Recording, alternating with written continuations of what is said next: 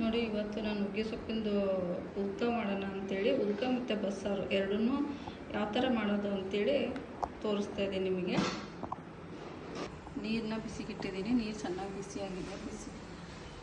ನೀರು ಬಿಸಿ ಆದಾಗಲೇ ಬೇಳೆ ಹಾಕಬೇಕು. ಸರಿನಾ? ನಾನು ಒಂದು ಬೌಲ್ ಬೇಳೆ ತಗೊಂಡಿದ್ದೀನಿ.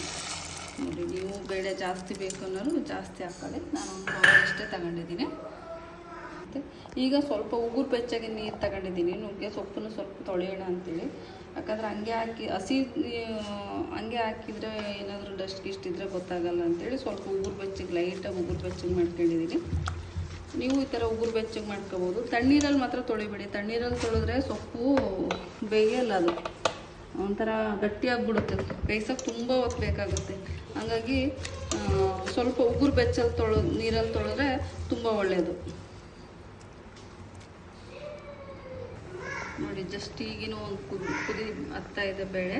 ಈ ಕುದಿ ಹತ್ತುವಾಗಲೇ ಇದೆಲ್ಲ ಬಂದಿದೆ ಅಲ್ಲ, ಈ ಥರದ್ದು ಇದೆಲ್ಲ ತುಂಬಿಸಿ ತೆಗೆದುಬಿಡ್ಬೇಕು. ಈ ಸೊಪ್ಪು ತೆಗೆದ್ರೆ ಕ್ಲೀನಾಗಿ ಬೇಳೆ ಉಪ್ಪು ಥರ ನೋಡ್ರಿ. ಒಂದು ಕುದಿ ಸ್ಟಾರ್ಟ್ ಆಗಿದೆ ಬೇಳೆ.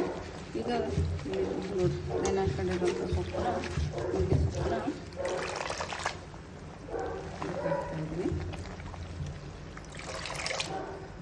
ಇದು ನುಗ್ಗೆ ಸೊಪ್ಪು ಬೇಗ ಬೇಯೋದೇ ಇಲ್ಲ, ತುಂಬ ಲೇಟ್ ಆಗುತ್ತೆ ಇದು ಬೇಯಲಿಕ್ಕೆ. ಆಮೇಲೆ ಜಾಸ್ತಿ ಎಳೆ ನುಗ್ಗೆ ಸೊಪ್ಪನ್ನೇ ತಗೊಳ್ರಿ ನೀವು ಮಾಡುವಾಗ. ಬಲ್ತಿರೋದು ತಗೊಂಡ್ರೆ ತುಂಬ ಹೊತ್ತಾಗುತ್ತೆ. ಆಮೇಲೆ ಸ್ವಲ್ಪ ಕಹಿ ಥರ ಆಗುತ್ತೆ ಜಾಸ್ತಿ ಬಲ್ತಿರೋದು ತಗೊಂಡ್ರೆ. ಎಳೆದಾದರೆ ತುಂಬ ಚೆನ್ನಾಗಿರುತ್ತೆ. ಎಲ್ಲೂ ಕಹಿ ಅನ್ಸೋದೇ ಇಲ್ಲ, ಒಗರು ಅನ್ಸಲ್ಲ. ಸೊಪ್ಪು ತುಂಬ ಚೆನ್ನಾಗಿರುತ್ತೆ. ನೋಡಿ, ಇವಾಗ ಕುದಿ ಸ್ಟಾರ್ಟ್ ಆಗಿದೆ. ಸ್ವಲ್ಪ ಉಪ್ಪು ಹಾಕೋಬೇಕು. ಉಪ್ಪು ಹಾಕೋದು ನೋಡಿ, ಸೊಪ್ಪು ಬೇಯ್ತಾ ಇದೆ. ಚೆನ್ನಾಗಿ ಬೇಯಿಸ್ಬೇಕು. ಎಷ್ಟು ಚೆನ್ನಾಗಿ ಬೇಯಿಸ್ತೀರೋ ಸೊಪ್ಪು ಅಷ್ಟು ಚೆನ್ನಾಗಿರುತ್ತೆ. ಇದು ತುಂಬ ಒಳ್ಳೆಯದು ಆರೋಗ್ಯಕ್ಕೆ. ಮತ್ತು ಇದು ಶುಗರ್ ಇದ್ದವರು ಕೂಡ ಇದನ್ನು ಜಾಸ್ತಿ ಬಳಸ್ತಾರೆ. ಹಂಗಂತ ಅಲ್ಲ, ಶುಗರ್ ಒಂದೇ ಅಂತ ಅಲ್ಲ, ಎಲ್ಲದೂ ರೀತಿಯಲ್ಲೂ ಕೂಡ ಆರೋಗ್ಯಕ್ಕೆ ತುಂಬ ಒಳ್ಳೆಯದು ಇದು ನುಗ್ಗೆ ಸೊಪ್ಪು. ಹಾಗಾಗಿ ನಾನು ಇವತ್ತು ಮಾಡ್ತಾಯಿದ್ದೀನಿ. ನಾವು ಅವಾಗವಾಗ ಮನೇಲಿ ತುಂಬ ಮಾಡ್ತಿರ್ತೀವಿ. ನಮ್ಮ ಮಕ್ಕಳಿಗೆಲ್ಲ ಇದು ಸೊಪ್ಪು ಅಂದರೆ ತುಂಬ ಇಷ್ಟ. ಯಾವಾಗಲೂ ಹೇಳ್ತಿರ್ತಾರೆ ಮಾಡಮ್ಮ ಅಂತೇಳಿ. ಅದಕ್ಕೆ ಒಂದು ವಾರ ಆಯ್ತು ಇವತ್ತು ಮಾಡಿರಲಿಲ್ಲ. ಅದಕ್ಕೆ ಇವತ್ತು ಮಾಡೋಣ ಅಂತ ರೆಡಿ ಮಾಡ್ತಾಯಿದ್ದೀನಿ ಎಲ್ಲ. ನೋಡಿ, ಸೊಪ್ಪು ಬೇಯ್ತಾ ಇದೆ, ಇನ್ನೂ ಬೆಂದಿಲ್ಲ.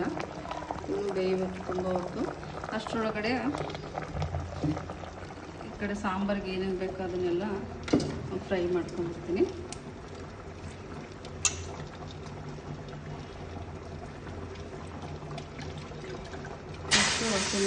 ಫ್ರೈ ಮಾಡ್ಕೊತೀನಿ.